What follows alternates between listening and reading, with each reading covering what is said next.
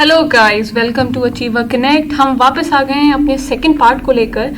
Last part में हमने periodic classification chapter, जो लास्ट चैप्टर है मैं केमिस्ट्री का 10th क्लास का, उसका हमने फर्स्ट पार्ट कंप्लीट कर लिया। उसमें हमने सारी थ्योरीज, जो हमारी कहानी थी वो कहानी अधूरी रह गई। अब हम उस कहानी को कंप्लीट करेंगे by studying the modern periodic table, यानी जो एग्जिस्टिंग आज जो हम पीरियोडिक टेबल पढ़ते हैं उसके बारे में जानकर।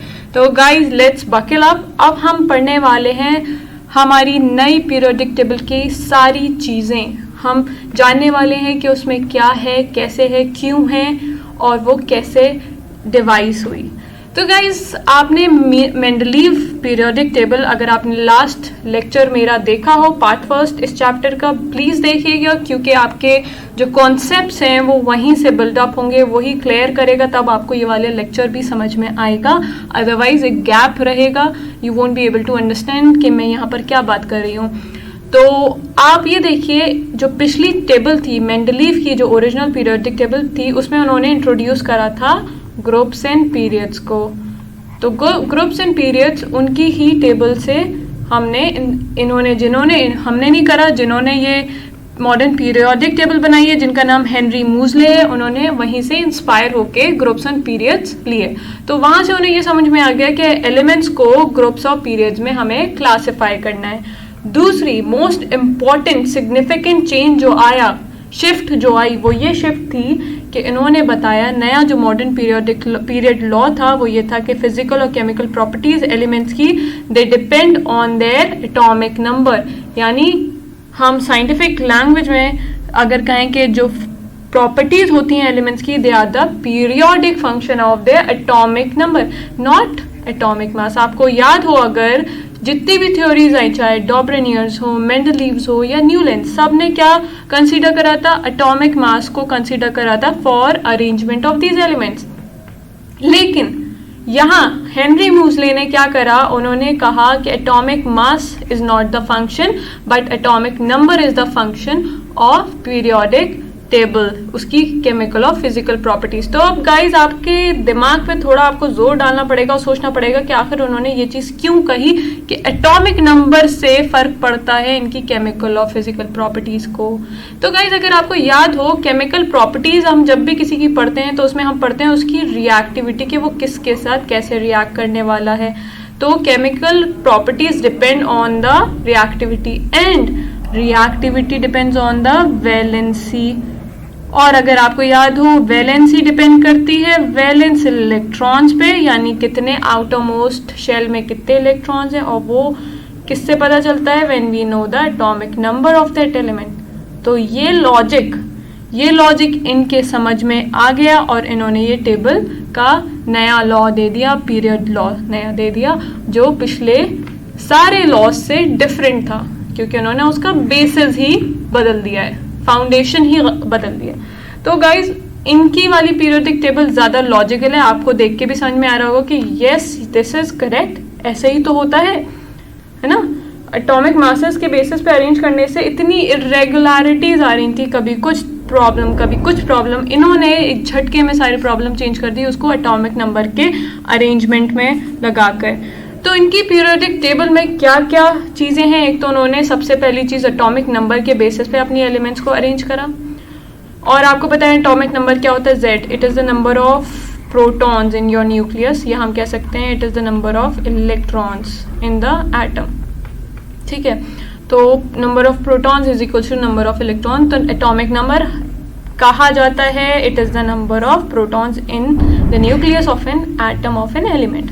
दूसरी चीज, मॉडर्न पीरियोडिक टेबल में आपके टोटल 18 वर्टिकल कॉलम्स हैं। देयर आर 18 वर्टिकल कॉलम जिन्हें हम ग्रुप कहते हैं, उसमें हम एलिमेंट्स को अरेंज करते हैं। एंड देयर आर 7 हॉरिजॉन्टल रोज जिन्हें हम पीरियड्स कहते हैं। तो ये देखा आपने, यहाँ पर वही चीज आ गई जो मेंडलीव ने इंट्रोड्यूस करी थी, तो ये इंस्पिरेशन उन्होंने लिया। बस डिफरेंस इतना है, मेंडलीव की पीरियोडिक टेबल में there were 8 groups only, there were only 8 vertical columns but 7 periods. तो यहाँ पर हमारी नई पीरियोडिक टेबल में there are 18 vertical columns and 7 periods. On moving from left to right, इन्होंने इनकी जो पीरियोडिक टेबल है उसमें if we move from left to right, यानी आप जा रहे हैं इन द डायरेक्शन दिस, तो आपके number of valence electrons will increase from 1 to 8. जो यहाँ पर अरेंज होगा उसका वैलेंस इलेक्ट्रॉन कम होना चाहिए, and it should keep on increasing until you reach the last group या लास्ट ग्रुप, और उसमें उनका एटॉमिक वैलेंस इलेक्ट्रॉन जो होने चाहिए वो 1 से लेके 8 तक इंक्रीज होने चाहिए. एवरी ग्रुप एक वैलेंस इलेक्ट्रॉन इंक्रीज हो जाएगा. On moving from left to right, दूसरी चीज़ हमने देखी कि यहाँ पर वैलेंस इलेक्ट्रॉन्स का नंबर बढ़ रहा है. अगर वैलेंस इलेक्ट्रॉन का नंबर बढ़ रहा है यानी एक शेल है उसमें 1 to 8, यानी कौन सा शेल होगा, के कौन सा होता है उसमें, के में आते हैं 2, एल में आते हैं 8. तो आपका 8 जो आपका एक शेल है उसके अंदर ही सारे इलेक्ट्रॉन बढ़ रहे हैं, यानी 1 to 8 आपका शेल जो है वो सेम रह रहा है, but number of valence electrons are increasing. तो number of shell will remain same, but एक ही शेल में आपके इलेक्ट्रॉन्स ऐड होते जा रहे हैं उसी शेल में. तो शेल चेंज नहीं हो रहा है, शेल सेम रहेगा along the same period, but the number of valence electrons will change and that give rise to different groups along this direction. और दूसरी चीज, सारे एलिमेंट्स एक पर्टिकुलर ग्रुप में, ग्रुप मतलब वर्टिकुलर कॉलम्स और पीरियड्स, ये वाली चीज होती है. तो ग्रुप में जो जितने भी एलिमेंट्स होंगे उन सबके पास number of valence electron same रहेंगे. आई गेस ये आइडिया तो आप लोग को हो ही गया होगा कि अगर आप इधर से इस डायरेक्शन में जा रहे हैं और ये आपके वर्टिकल कॉलम्स हैं, और हमने बताया कि जब हम लेफ्ट टू राइट जाते हैं तो वैलेंस इलेक्ट्रॉन जो हैं वो इंक्रीज हो रहे हैं ना, there is increase in the valence electrons. Shell same है, वैलेंस इलेक्ट्रॉन इंक्रीज हो रहे हैं. तो ऐसे ही दूसरे पीरियड में भी वैलेंस इलेक्ट्रॉन्स इंक्रीज हो रहे होंगे, नंबर ऑफ शेल सेम रह रहे होंगे. But if you check one group then you will notice कि एक ग्रुप के नंबर ऑफ वैलेंस इलेक्ट्रॉन वो सेम रहेंगे. तो गाइज इसको डिटेल्स में आगे डिस्कस करेंगे, इसकी डिटेल्स. मूविंग ऑन कि हमारी मॉडर्न पीरियोडिक टेबल दिखती कैसे है. तो गाइज यहाँ पर आपके पास 7 पीरियड्स हैं. As you can see there are 7 periods, यानी आपकी हॉरिजॉन्टल रोज, 7 हॉरिजॉन्टल रोज. और यहाँ पर आप देखिए आपके पास 18 ग्रुप्स हैं. तो 1 2 3 4 5 6 7 8 9 10 11 12 13 14 15 16 17 18. तो ये आपके पास 18 ग्रुप्स हैं, राइट. तो there are 18 vertical groups, vertical column जिन्हें हम ग्रुप्स कहते हैं. तो गाइज ये याद रखना बहुत ज़रूरी है, वर्टिकल कॉलम्स ग्रुप्स होते हैं, 18 होंगे वो टोटल, और 7 पीरियड्स जो होते हैं, 7 हॉरिजॉन्टल रोज वो होती हैं पीरियड्स आपके. फाइन. तो this is very important to remember, because इसी के बेसिस पे आपको आपकी पीरियोडिक टेबल में जो प्रॉपर्टीज़ हैं they will change and the trend will change. Continuing हमें क्या क्या चीज़ें देखनी है. देखिए सबसे पहले तो हमें पता है कि एटॉमिक नंबर के बेसिस पे अरेंजमेंट है. एटॉमिक नंबर के बेसिस यानी starting from 1 to all the elements start होंगे, वो चेंज होता जाएगा एटॉमिक नंबर. तो सबसे पहला एटॉमिक नंबर 1 किसका होता है, हाइड्रोजन का. तो वो हाइड्रोजन यहाँ प्लेस होगा. हाइड्रोजन के बाद नंबर 2 एटॉमिक नंबर होता है हीलियम का, तो हीलियम यहाँ प्लेस कर दिया गया. हाइड्रोजन हालांकि नॉन मेटल है but it is place in the metallic side with the metallic elements. उसके बाद 2 के बाद आता है 3 है एटॉमिक नंबर लिथियम का. लिथियम के बाद आता है बेरिलियम जो एटॉमिक नंबर है 4. ऑफ बेरिलियम के बाद आता है बोरॉन. बोरॉन का एटॉमिक नंबर है 5, और बोरॉन के बाद carbon, nitrogen, oxygen, fluorine, neon. तो आप देख रहे हैं there is increase in atomic number 1 2 3 4 5 6 7 8 9 10. ऐसे ही we have all other elements arrange in their periodic table, arranged in the periodic table according to their atomic numbers. 11 12 13 14 15 16 17 18 19 20 21. तो guys आपको इसमें समझ में आ रहा होगा, यहाँ से ये ग्रुप अलग है, this is something else, and ये ग्रुप एक अलग है, and this group is something else. तो ये वाला ग्रुप कहलाया जाता है एस ब्लॉक एलिमेंट्स और ये वाला ग्रुप कहलाया जाता है पी ब्लॉक एलिमेंट्स। ये जो है आपके पास दे आर जीरो ग्रुप या फिर इसको हम नोबल गैसेस भी कहते हैं। फाइन।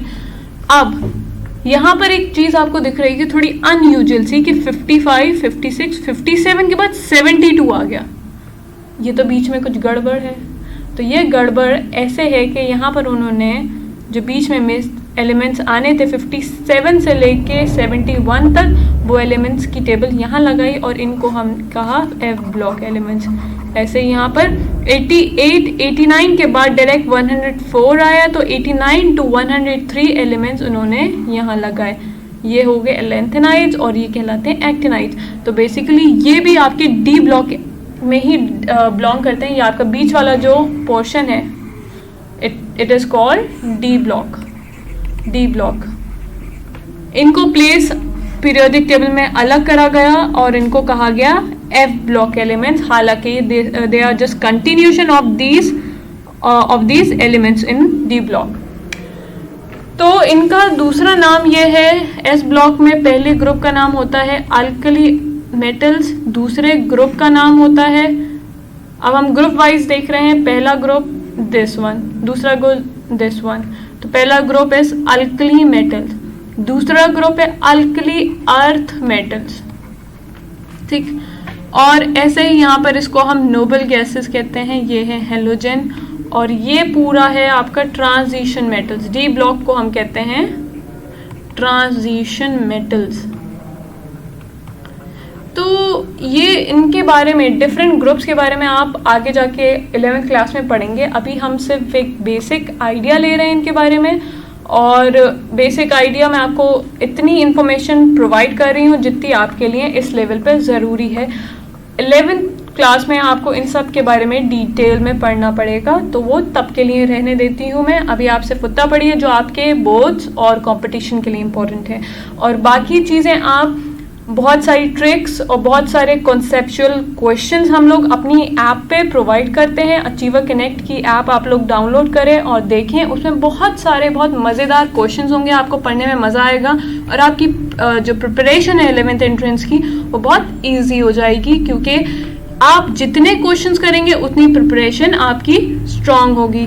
तो हम लोग की ऐप का लिंक आपको इस वीडियो के डिस्क्रिप्शन बॉक्स में मिलेगा, डाउनलोड करिए और ज़रूर उसका फ्री ट्रायल का मज़ा उठाइए। 1 दिन का फ्री ट्रायल भी मिलता है, उसमें बहुत सारी चीज़ें और बहुत सारे फीचर्स हैं। आई होप आप सबको वो मज़ा आए उसको अवेल करने में, क्योंकि आपकी प्रिपरेशन बहुत ईजी हो जाएगी उसको यूज़ करेंगे अगर आप। तो कंटिन्यूइंग टू दिस लेक्चर, हम पढ़ रहे थे कि ये वाले ग्रुप को इन ट्रांजिशन मेटल कहते हैं। अब ये जो ग्रुप है एफ ब्लॉक एलिमेंट्स, ये क्योंकि part of this D block ही हैं but they are place separately, हमने अलग उन्हें प्लेस कर दिया है, तो इनको कहते हैं inner transition metals. Transition metal के इनर ट्रांजिशन मेटल। ऐसे याद रख सकें तो रखिएगा, कुछ डिफिकल्टी आए तो बताइएगा। मूविंग ऑन, हमें थोड़े से एलिमेंट्स को याद करना भी पड़ेगा। आपको एटलीस्ट यहाँ तक तो एलिमेंट्स याद हों इस लेवल पे इस क्लास में, along with their atomic number. जैसे इनको याद करने के लिए हम कुछ निमोनिक्स भी बना रखे हैं, पूरी दुनिया में इसके लिए निमोनिक्स बने हुए हैं। जैसे इंडिया में हम बहुत कॉमनली कहते हैं हलीना, H फॉर हली, HLNAKRB सीजियम फ्रैंकियम। इसको पूरे को हम ऐसे याद कर सकते हैं, हलीना का रब से फरमाइश। आप ऐसे याद रखिएगा, हलीना करे रब से फरमाइश।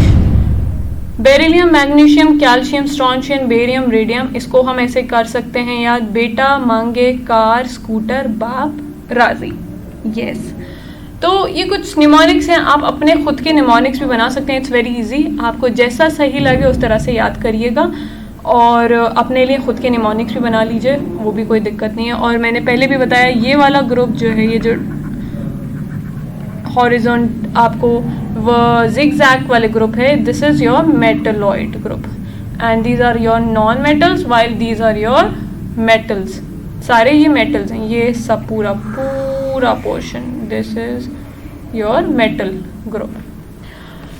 तो गाइज इतनी इंफॉर्मेशन आपको इस लेवल पे बहुत इंपॉर्टेंट थी, वो मैंने आपको बताई है। आगे हम डिस्कस करेंगे ट्रेंड्स के बारे में। Guys let's discuss some trends in our new modern existing periodic table.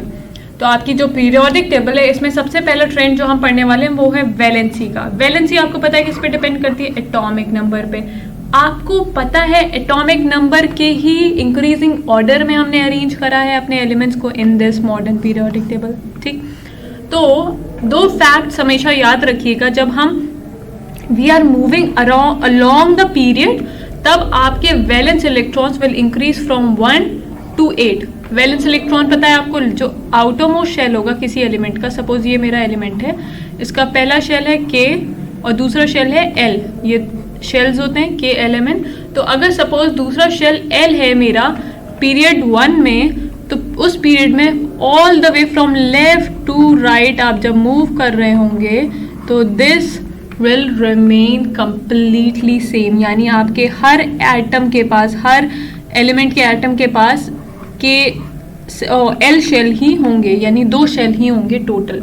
उसमें ही बस एटम्स वो इलेक्ट्रॉन्स फिल होते जाएंगे, और जब वो फिल हो जाएंगे तो वो आपका लास्ट वाला एटम होगा, लास्ट वाला एलिमेंट होगा। तो इसलिए कहते हैं 1 to 8 जो है ये बढ़ते हैं valence electron when you move in a period. Now the second thing जो आपको याद रखनी है वो ये है कि when you move in a group, अब आपको पता है ग्रुप क्या होते हैं? दे आर वर्टिकल कॉलम्स, यानी you are moving from top to bottom. इस मूवमेंट को हम कहते हैं top to bottom.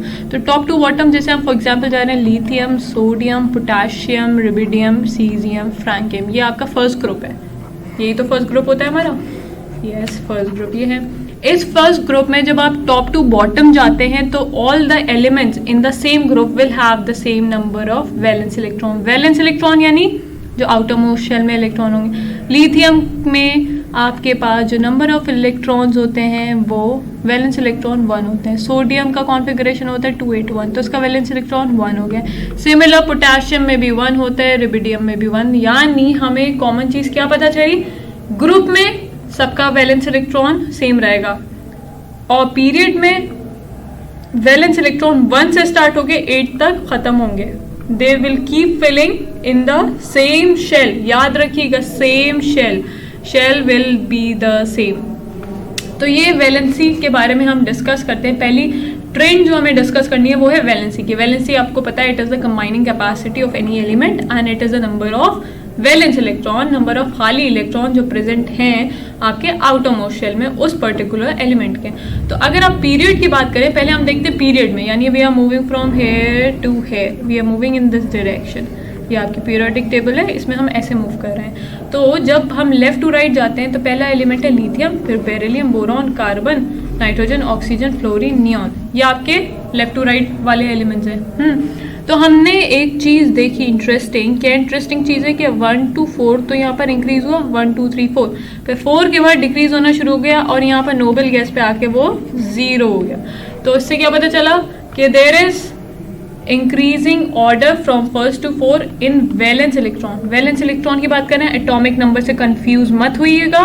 Valence electron बढ़ रहे हैं 1 से लेके 4 तक, मैक्सिमम 4 होंगे, 4 के बाद डिक्रीज होना शुरू हो जाएंगे, और नोबल गैस में तो 0 होते हैं।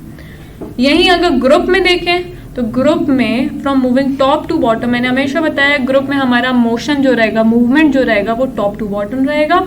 उसमें वैलेंसी हमेशा सेम रहेगी, आपको पता है वैलेंसी सेम रहेगी। Yes, correct.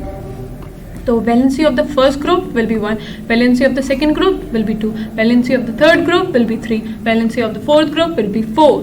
तो ऐसे आपको पता चलेगा। फोर्थ ग्रुप नहीं होगा, एक्चुअली ये 14th ग्रुप होता है और ये 13th ग्रुप होता है, but the valency would be the same in all the elements of 13th group. उसमें 3 होगी वैलेंसी, इसमें 4 होगी वैलेंसी, इसमें 5 होती है, इसमें 6 होती है, इसमें 7 होती है और इसमें होती है 0।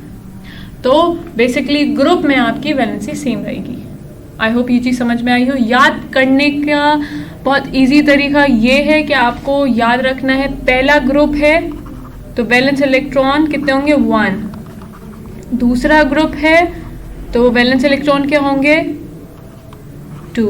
तो गाइज ऐसी आपको अपने लिए एक अंडरस्टैंडिंग के लिए आप चाहें तो निमोनिक्स बना सकते हैं। वैसे it's very easy to remember कि ग्रुप में वैलेंसी सेम रहेगी, पीरियड में वैलेंसी 1 से लेके 4 बढ़ती है, 4 के बाद डिक्रीज होती है, 4 से ज़्यादा नहीं होगी, 4 मैक्सिमम वैलेंसी, उसके बाद डिक्रीज होगी। किसकी होती है? वो कार्बन की होती है। नाउ द सेकेंड प्रॉपर्टी या trend that we have to discuss is the atomic size. Atomic size मतलब जो आपका एटम है उसका साइज कितना, इतना हो सकता है, इतना भी हो सकता है, इतना भी हो सकता है, इतना भी हो सकता है, हमें नहीं पता है ना। तो एटॉमिक साइज पता कैसे चलता है? By the length of the radius of that, यानी न्यूक्लियस से आपका सपोज आउटरमोस्ट शेल एल है, अगर कितने होते हैं शेल? KLMN। तो अगर मेरा आउटरमोस्ट शेल एल है तो ये मेरा न्यूक्लियस है, न्यूक्लियस के बाद एक और होगा शेल K, उसके बाद L। तो न्यूक्लियस से ये L शेल आउटरमोस्ट शेल कितना दूर है? That will be your radius, distance between the centre of the nucleus and the outermost shell of an isolated atom. Isolated atom मतलब वो किसी और के साथ कंबाइंड नहीं है। तो अगर आपको एटॉमिक साइज का ट्रेंड देखना है, देखिए आप, इट्स नॉट पॉसिबल कि आप सारे एटम का साइज याद रखें, है ना। 118 एलिमेंट्स होते हैं आपकी पीरियोडिक टेबल में, उनका साइज याद रखना इट्स इम्पॉसिबल, हाईली इम्पॉसिबल। तो there should be a trend, एक कॉमन ट्रेंड होगा जिससे आप पता कर सकें ये इससे बड़ा है, ये इससे छोटा होगा, ये बड़ा है, ये छोटा होगा। तो वो ट्रेंड क्या है? आइए देखते हैं। पीरियड के केस में अगर आप पीरियड में मूव करें, पीरियड में यानी moving from here to here, तो जब when you are moving from left to right in periodic table तो atomic size will decrease. Atomic size decrease हो रहा है, क्यों? जैसे लिथियम है, बेरिलियम है, बोरॉन है, कार्बन, नाइट्रोजन, ऑक्सीजन, फ्लोरीन। तो लिथियम का एटॉमिक नंबर 3 होता है। एटॉमिक नंबर 3 है यानी नंबर ऑफ प्रोटॉन्स 3 है, तो नंबर ऑफ इलेक्ट्रॉन्स भी 3 ही होगा, because it's same, atomic number of protons is same to equal to number of electron. अब किसी एटम का ये साइज है, इसके पास नंबर ऑफ इलेक्ट्रॉन्स कितने हैं? 3, इसके न्यूक्लियस का चार्ज क्या है? 3। तो अगर आपके पास 3+ यानी प्रोटॉन्स की वजह से होता है न्यूक्लियर चार्ज होता है, it is due to the number of protons present in the nucleus, है ना। उसी से तो उसके पास पावर है। उसके पास कितने लोग हैं? 3 लोग हैं, 3 प्रोटॉन्स हैं। वो 3 लोगों की मदद से इन 3 इलेक्ट्रॉन्स को अपने पास खींचे बांधे रखता है, ठीक। अब यहाँ पर क्या हुआ? बेरिलियम के केस में 4 हो गए, एटॉमिक नंबर 4 होता है। एटॉमिक नंबर 4 है यानी नंबर ऑफ प्रोटॉन 4 हो गए, यानी इसके एटम का जो साइज है उसके पास 4 इलेक्ट्रॉन्स हैं प्लस इसके पास 4 प्रोटॉन्स है, यानी 4+ चार्ज है। न्यूक्लियर चार्ज कितना हुआ?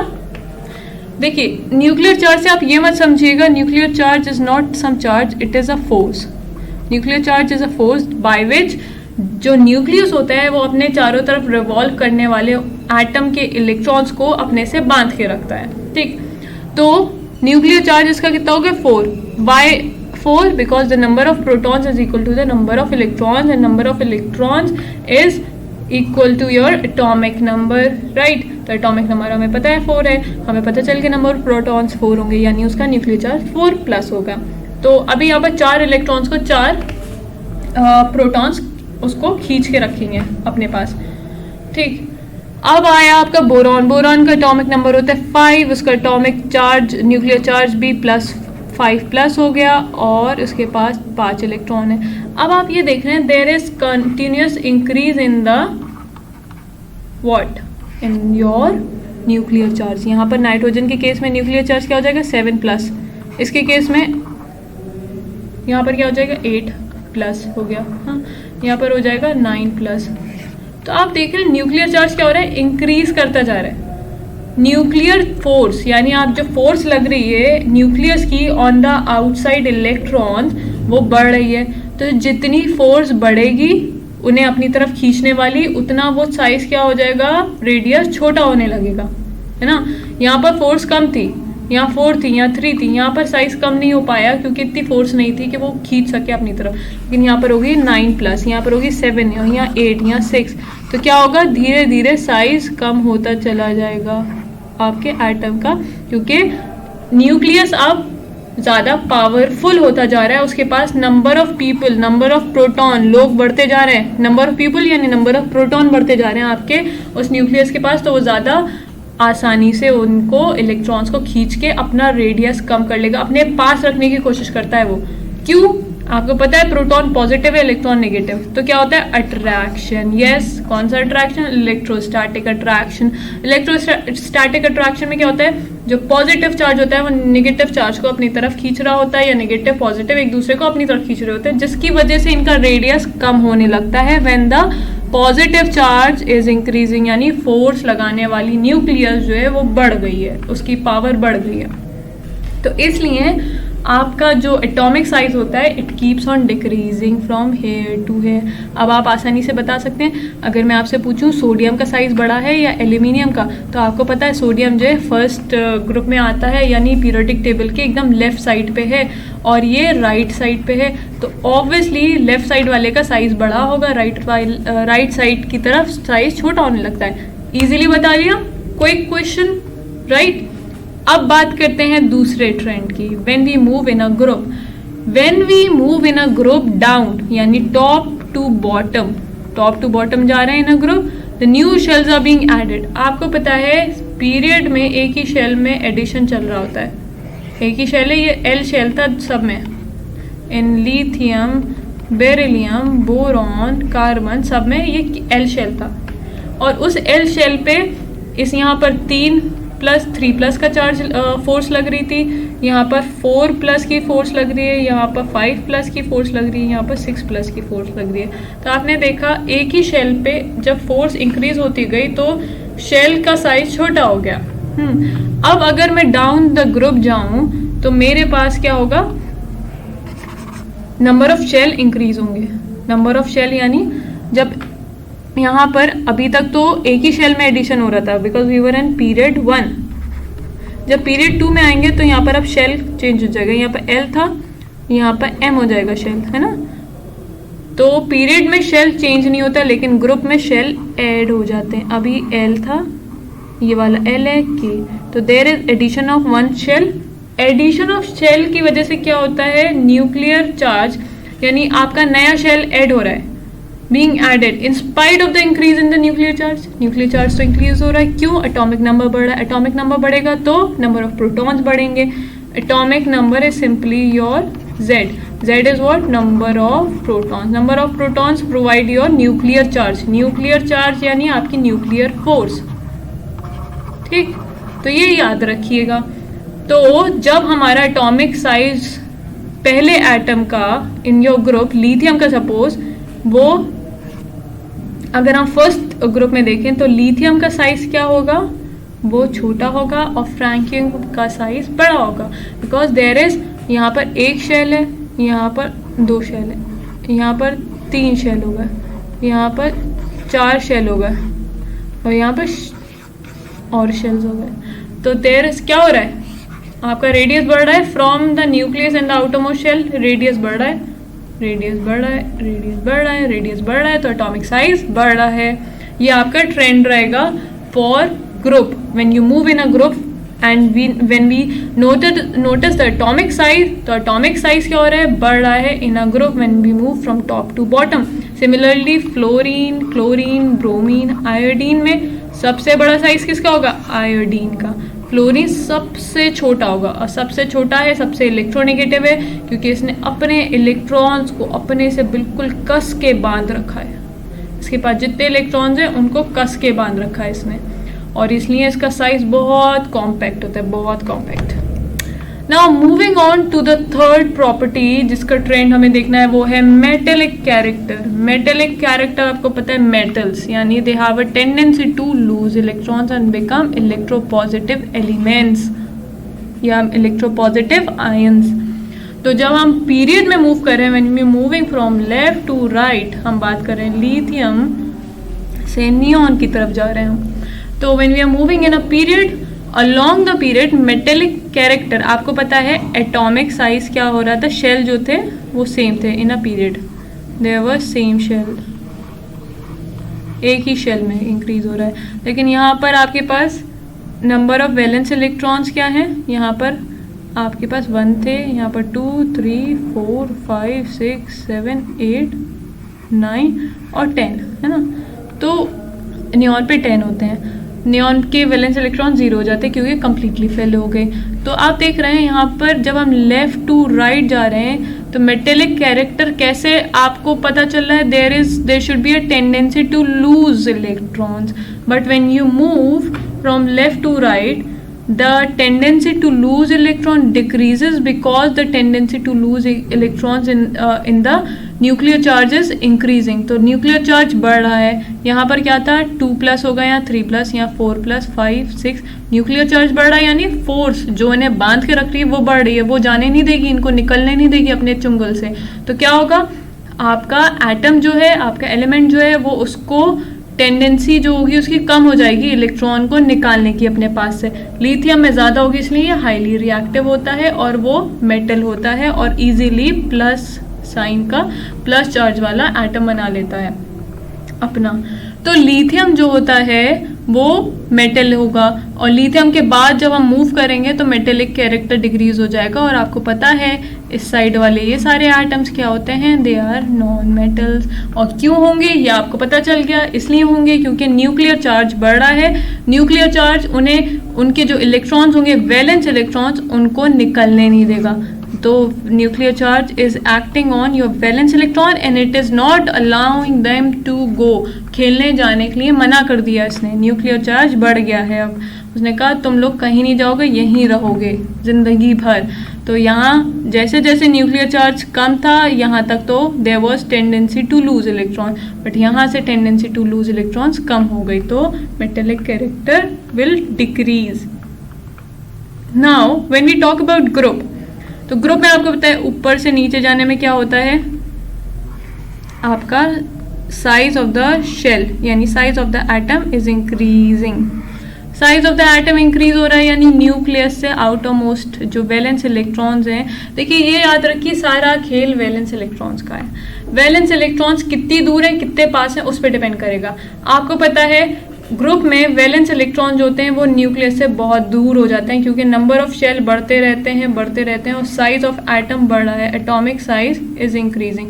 एटॉमिक साइज बढ़ रहा है यानी रेडियस बढ़ रहा है। रेडियस मतलब distance from the nucleus of the valence shell is increasing. जब वैलेंस शेल वाले इलेक्ट्रॉन्स न्यूक्लियस से दूर हैं तो उन पे न्यूक्लियस अपनी ज़्यादा हुकूमत नहीं चला सकता, उन पे ज़्यादा अपना जोर नहीं चला सकता। तो वो जोर नहीं चला सकता तो वो इजीली भाग जाएंगे निकल के।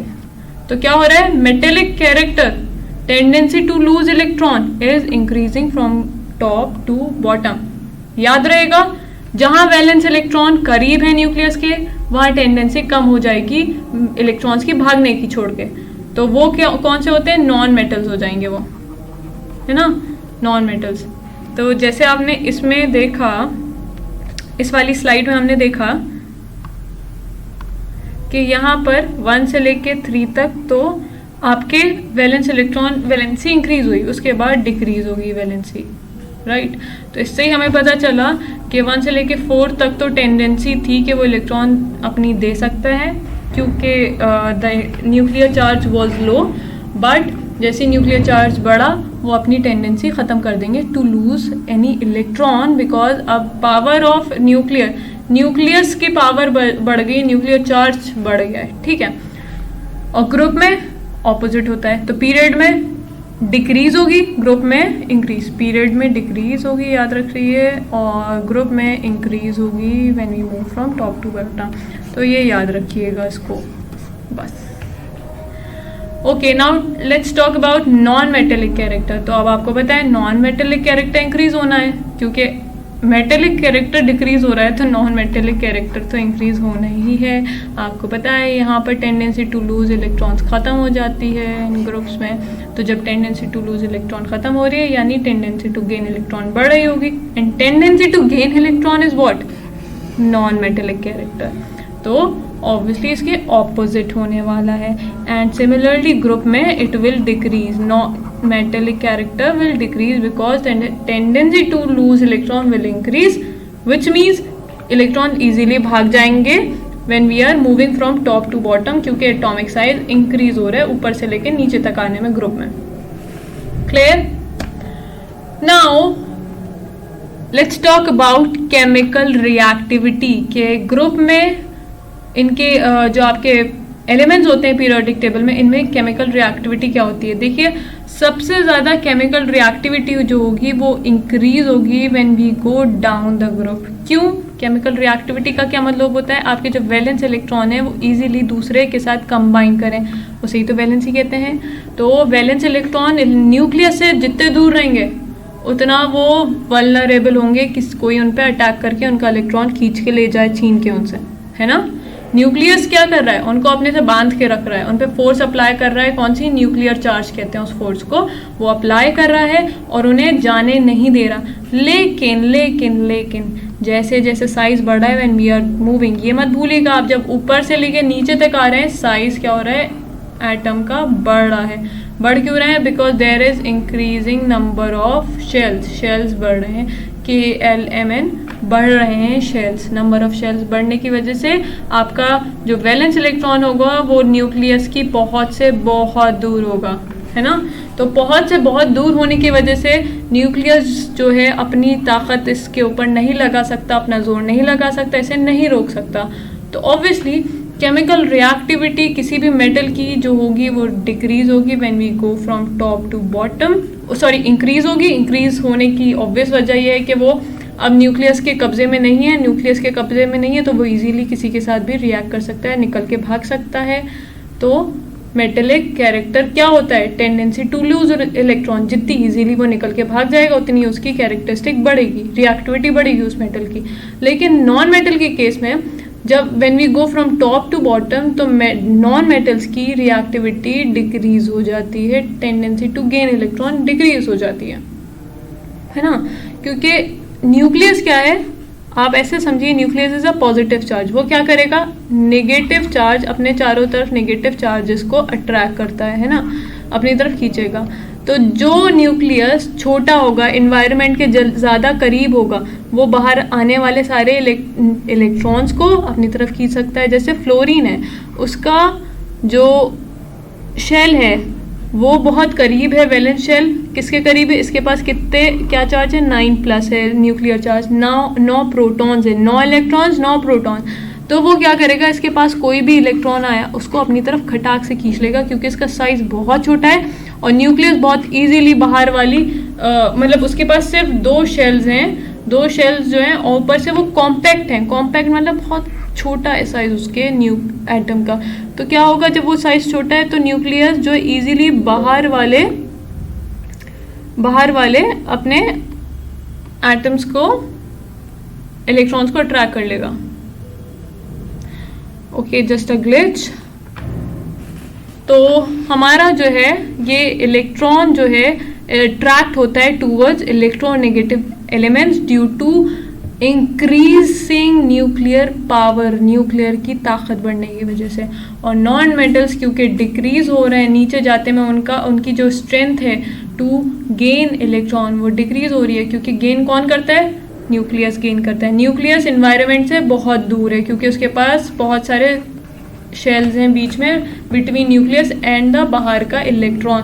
तो कोई भी बाहर का इलेक्ट्रॉन आएगा तो उसे 4 लोगों से गुजरते हुए न्यूक्लियस के पास पहुंचना पड़ेगा। तो न्यूक्लियस की पावर, अट्रैक्टिंग पावर कम हो गई है बट किसी भी बाहर के इलेक्ट्रॉन को अट्रैक्ट करने की, क्योंकि उसके पास ऑलरेडी बहुत सारी लेयर्स हैं बीच में, बिटवीन द इलेक्ट्रॉन बहुत सारे दीवारें हैं जो वो फलांग नहीं सकता टू रीच द इलेक्ट्रॉन जो उसे चाहिए।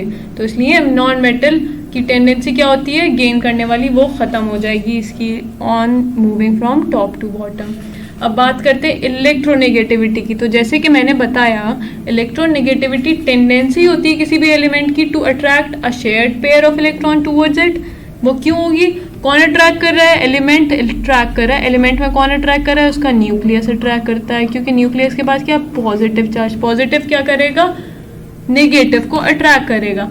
तो नेगेटिव को अट्रैक्ट करने वाली tendency by the nucleus, negative यानी इलेक्ट्रॉन को अट्रैक्ट करने वाली tendency by the nucleus of that element is called electronegative atom. और वो किस में शो होती है, पता चलती है कोवलेंट बॉन्ड्स जहाँ होंगे, यानी अगर जैसे आपके पास कार्बन और क्लोरीन है तो क्लोरीन ज़्यादा इलेक्ट्रोनेगेटिव है। क्यों, क्योंकि आपको पता है इसके पास कितने वैलेंस इलेक्ट्रॉन्स होंगे, इसके पास 7 वैलेंस इलेक्ट्रॉन्स होते हैं, उसका एटॉमिक नंबर होता है 9 एटॉमिक नंबर है, यानी इसके आउटर मोस्ट शेल में 7 इलेक्ट्रॉन्स हैं, और इसके न्यूक्लियस के पास चार्ज क्या है 9+, तो वो ज़्यादा क्या होगा, इलेक्ट्रोनेगेटिव होगा। इलेक्ट्रोनेगेटिव होने का मतलब है क्या चीज़, कि उसका जो पॉजिटिव चार्ज है वो इजीली बाहर मौजूद इलेक्ट्रॉन्स को अट्रैक्ट कर लेंगे, अपनी तरफ खींच लेंगे। तो अगर यहाँ पर बॉन्ड बनाया था, कोवलेंट बॉन्ड बना था कार्बन और क्लोरीन के बीच में, तो क्योंकि इसके पास टेंडेंसी ज़्यादा है इलेक्ट्रॉन्स को अट्रैक्ट करने की, तो ये बॉन्ड तोड़ के जो इस बॉन्ड में न्यूक्लियस थे, हर बॉन्ड में 2 न्यूक्लियस होते हैं, वो इन न्यूक्लियस को अपनी तरफ खींच लेगा। और कभी भी आप जब केमिस्ट्री पढ़ी जाती है मॉलिक्यूलर लेवल पे, तो जब ये बॉन्ड्स पढ़े जाते हैं और देखा गया है कि बॉन्ड्स जो इलेक्ट्रॉन क्लाउड होता है वो mostly towards the electronegative element होता है, वो बीच में नहीं एग्जिस्ट करते हैं इलेक्ट्रॉन, वो बॉन्ड के उस साइड पे होंगे जिस साइड ज़्यादा इलेक्ट्रोनेगेटिव एटम है, यानी वो इलेक्ट्रोनेगेटिव एटम उन्हें अट्रैक्ट कर रहा है, ये याद रखिएगा। Okay, then let's move on to how we will describe कि पीरियड में इलेक्ट्रोनेगेटिविटी कैसे क्या चेंजेस आते हैं। तो पीरियड में आपको पता है हम मूव कर रहे हैं लेफ्ट टू राइट, ठीक, left to right, lithium, beryllium, boron, carbon, nitrogen, oxygen, fluorine. आपको पता है सबसे ज़्यादा न्यूक्लियर चार्ज किस पे, इस पे कितना है 9+, इस पे कितना 8+। क्या हो रहा है यहाँ पर कितना था 3+, या 4+, या 5+, 6+, 7+, तो क्या हो रहा है न्यूक्लियर चार्ज बढ़ रहा है। न्यूक्लियर चार्ज बढ़ने का मतलब क्या है, अट्रैक्टिंग टेंडेंसी बढ़ रही है उस एलिमेंट की। अट्रैक्टिंग टेंडेंसी बढ़ने का मतलब क्या है, इलेक्ट्रोनेगेटिविटी बढ़ रही है, यानी वो ज़्यादा स्ट्रांगली, ज़्यादा पावरफुल होता जा रहा है और ज़्यादा इजीली अपने आसपास वाले इलेक्ट्रॉन्स को खींच के अपने ग्रुप में ले आएगा, अपने पास ले आएगा, अपने शेल में ले आएगा, तो वो कहते हैं इलेक्ट्रोनेगेटिविटी। तो दोस्तों इलेक्ट्रोनेगेटिविटी बेसिकली क्या है, इलेक्ट्रॉन को अट्रैक्ट करने वाली ताकत, वो ताकत जो न्यूक्लियस के पास होती है, और न्यूक्लियर चार्ज बढ़ेगा तो वो ताकत भी बढ़ेगी। आपको पता है moving from left to right जो प्रोटॉन का नंबर होता है, या बेसिकली आप समझ लीजिए एटॉमिक नंबर जो है वही है आपके नंबर ऑफ प्रोटॉन। तो प्रोटॉन्स बढ़ रहे हैं तो आपकी इलेक्ट्रोनेगेटिविटी भी बढ़ रही है। Clear, I hope it's clear. Down the group when you move from top to bottom electronegativity decrease होनी है या इंक्रीज होनी है। तो गाइज आपको पता है टॉप टू बॉटम न्यूक्लियस का effect on the outer electrons वो कम हो जाता है, क्योंकि उसके चारों तरफ बहुत सारे शेल्स आते हैं, बीच में बहुत सारी दीवारें आ गई हैं। अब आप ये समझ लीजिए इस कमरे से खड़े होकर अगर आप घर के बाहर आवाज़ देना चाहें तो नहीं सुनाई पड़ेगा, तो आप क्या करते हैं, भागते हुए जाते हैं बालकनी पे, क्योंकि वहाँ से आपकी आवाज़ ज़्यादा इजीली सुनाई पड़ जाएगी। यानी आपने क्या करा, अपने बैरियर्स ख़त्म कर लिए आपने अपनी आवाज़ पहुँचाने के लिए। ऐसे ही जब डाउन द ग्रुप जाते हैं तो नंबर ऑफ शेल्स बहुत होते हैं, है ना, नंबर ऑफ शेल्स बहुत होते हैं। तो इन नंबर ऑफ शेल्स क्या है, ये दीवारें हैं, दीज दीवारें ये बैरियर हैं, उस न्यूक्लियस को बाहर रहने वाले इलेक्ट्रॉन या उसके आउटर मोस्ट शेल वाले इलेक्ट्रॉन्स को अट्रैक्ट नहीं करने दे रही, उन तक अपनी बात नहीं पहुंचाने दे रही। तो क्या हो रहा है, इलेक्ट्रोनेगेटिविटी हम कहेंगे डिक्रीज होती है down the group. Lithium, sodium, potassium, rubidium size बढ़ रहा है, शेल्स, नंबर ऑफ शेल्स बढ़ रहे हैं, यहाँ पर शेल्स बढ़ रहे हैं ना, तो आपका इलेक्ट्रोनेगेटिविटी डिक्रीज हो रही है। Now let's talk about nature of oxides. Nature of oxides आपको पता है, आपने पढ़े, मेटल ऑक्साइड्स बेसिक होते हैं, नॉन मेटेलिक ऑक्साइड एसिडिक होते हैं, ये हम पढ़ चुके हैं पिछले चैप्टर में। In case of metal reactivity, metal की रिएक्टिविटी आपको पता है डिक्रीज होती है डाउन द ग्रुप, क्योंकि tendency to lose electron increase हो जाती है। Sorry, I am talking about metals. तो मेटल्स की रिएक्टिविटी इंक्रीज होती है down the group because the tendency to lose electron increase हो रही है, क्योंकि साइज बढ़ रहा है, न्यूक्लियस से डिस्टेंस जो है बढ़ रहा है, न्यूक्लियस की जो जोर है आउटर वाले इलेक्ट्रॉन पे वो खत्म हो रहा है, खत्म होने की वजह से वो इजीली भाग सकता है। लेकिन नॉन मेटेलिक कैरेक्टर क्या होता है, टू गेन इलेक्ट्रॉन्स, याद रखिएगा, गेन इलेक्ट्रॉन करते हैं नॉन मेटल्स, नेगेटिव चार्ज आता है उन पे, तो उनकी टेंडेंसी क्या हो रही है, डिक्रीज होती है डाउन द ग्रुप। याद रखिएगा इस चीज़ को बहुत अच्छे से। Okay guys, now let's talk about the metallic and non metallic properties. आपने बहुत बार पढ़ भी लिया, पिछले चैप्टर्स में भी हमने ये चीज़ डिस्कस करी है मेटल्स एंड नॉन मेटल्स के बारे में, कि मेटेलिक कैरेक्टरिस्टिक जो होती है it is due to the tendency to lose electrons, lose electron करके वो एक पॉजिटिव चार्ज आते हैं, इसलिए उनको हम इलेक्ट्रोपॉजिटिव इलेक्ट्रॉन्स कहते हैं। वो अपने आउटरमोस्ट शेल में से इलेक्ट्रॉन लूज कर रहे हैं, यानी उनकी जो न्यूक्लियस है वो इतना ताकतवर नहीं है, उन्हें आसानी से अपने इलेक्ट्रॉन किसी को भी देने दे रहा है, तो इसलिए उनको उस कैरेक्टरिस्टिक को मेटेलिक कैरेक्टरिस्टिक कहते हैं, और वही एलिमेंट्स मेटल्स होते हैं आपकी पीरियोडिक टेबल में। यही नॉन मेटल्स जो होते हैं they have a tendency to gain electron, यानी उनका जो न्यूक्लियस है उसके पास बहुत स्ट्रॉन्ग न्यूक्लियर चार्ज है। न्यूक्लियर चार्ज यानी वो बहुत कस के, बहुत फोर्स के साथ बाहर वाले इलेक्ट्रॉन को अपनी तरफ अट्रैक्ट करेगा, यानी उसके पास जो शेल हैं वो बहुत कॉम्पैक्ट है, एक दूसरे से बहुत ही पास लगे हुए हैं, क्योंकि उनके इलेक्ट्रॉन जो शेल में वो न्यूक्लियर चार्ज हाई होने की वजह से बहुत ज़्यादा क्लोज हैं, अट्रैक्टेड हैं टूवर्ड्स, बाइंड हुए हैं टूवर्ड्स द न्यूक्लियस। तो उनकी जो आउटर मोस्ट में से इलेक्ट्रॉन होते हैं they can gain electron in their outermost shell of the atom, and that is why their non metallic characteristic is good and they are called non-metals. So metals like sodium, potassium, magnesium, they are always on the left side of the periodic table, जिसकी वजह से वो metals होते हैं, while the non-metals are on the right side of the periodic table. तो अब आप इससे भी याद रखेंगे, left to right आपका metallic character decrease हो रहा है और non-metallic character increase हो रहा है, ये याद रखिएगा, है ना।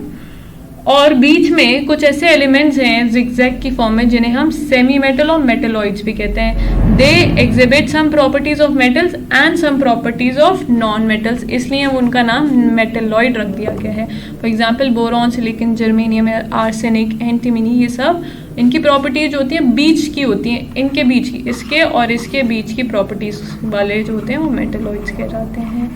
सो गाइस ये चैप्टर आपका यहाँ कंप्लीट होता है, लेकिन ये चैप्टर आपके लिए यहाँ ख़त्म नहीं होता है। There is a lot more to do for you. आपको इसके क्वेश्चंस प्रैक्टिस करने हैं और आप इसके क्वेश्चंस प्रैक्टिस कर सकते हैं हमारी ऐप पे जिसका नाम है अचीवर कनेक्ट, और इसका लिंक आपको इस वीडियो के डिस्क्रिप्शन बॉक्स में मिल जाएगा। तो उसको डाउनलोड करके इसके प्रैक्टिस क्वेश्चंस को प्रैक्टिस करिए, मॉक टेस्ट लीजिए और अपने आप को एनालाइज करिए कि आप कितने पानी में हैं। तो गाइज ये करना मत भूलिएगा, क्योंकि कोई भी चैप्टर तब तक कंप्लीट नहीं होता है, कोई भी प्रिपरेशन तब तक कंप्लीट नहीं होती जब तक आप टेस्ट ना दे लें। तो इस ऐप पे जाके आपको बहुत सारे टेस्ट मिलेंगे, बहुत सारी क्वेश्चंस मिलेंगे, बहुत सारी ऐसी ट्रिक्स एंड टिप्स मिलेंगी जो आपके एग्जाम्स में और आपके आने वाले कॉम्पिटिशन्स में बहुत फ़ायदेमंद होंगी। तो we have a result oriented app, organise syllabus on our app, उसे ज़रूर देखिएगा, उसमें आपके बहुत सारे डाउट्स भी क्लियर होंगे, आई एम श्योर। तो क्वेश्चंस करना मत भूलिए, ऐप पे जाके क्वेश्चंस करिए और अपने आप को एनालाइज करिए कि आपको कितना समझ में आया ये chapter. So guys thank you for watching and I hope to meet you in the next chapter in the next video. Thank you.